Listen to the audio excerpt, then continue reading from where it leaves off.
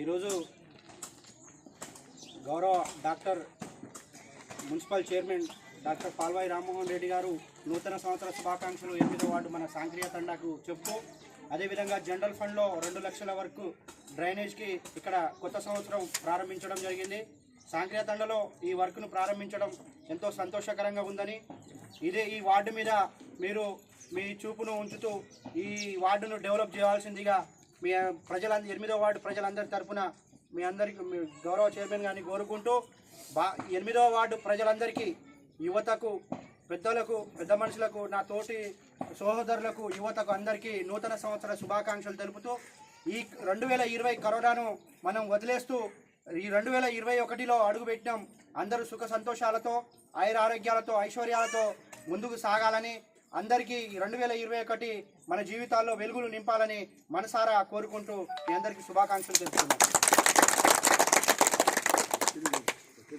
Municipal general fund నుంచి 2 లక్షల రూపాయలతో డ్రైన్ దానికి శంకుస్థాపనకు అధ్యక్షత సభాధ్యత వహించిన councillor, area councillor Bhanumathi Ravikumar గారికి, అదేవిధంగా కోఆప్షన్ సభ్యులు యాదగిరిరావు గారికి మరియు సునీల్ గారికి, 36 వార్డ్ ఇన్ఛార్జ్, అదేవిధంగా మన నారాయణ గారికి, అదేవిధంగా సాంక్రియ తండ ప్రముఖులందరికీ నమస్కారాలు. ఈ జనరల్ ఫండ్ నుంచి 2 లక్షల రూపాయలు మనం డ్రైన్ పెట్టుకున్నాము. అదేవిధంగా ఇంకా చాలా పనులు ఉన్నాయి ముందు. కాకపోతే జనరల్ ఫండ్ తక్కువ ఉండే వరకు ఇప్పుడు ఈ కన్వర్షన్ చేయాల్సిన అవసరం ఉన్నది. దాన్ని మనం కలెక్టర్ గారు కూడా పెట్టినాము. తద్వారా ఇంకా రాబోయే కాలంలో ఇంకా మంచి నిధులు ఉన్నాయి.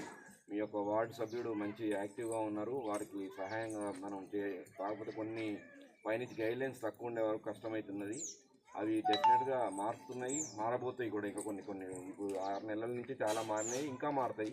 మారినప్పుడు మనం కొంచెం డెవలప్మెంట్ మీద ఇంకా ఎక్కువ శ్రద్ధ పెట్టవచ్చు.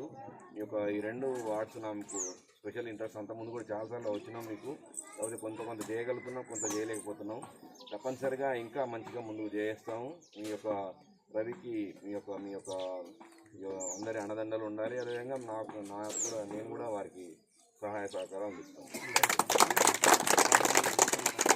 వార్డు ప్రజలందరికీ, 8వ వార్డు ప్రజలందరికీ నూతన సంవత్సర శుభాకాంక్షలు.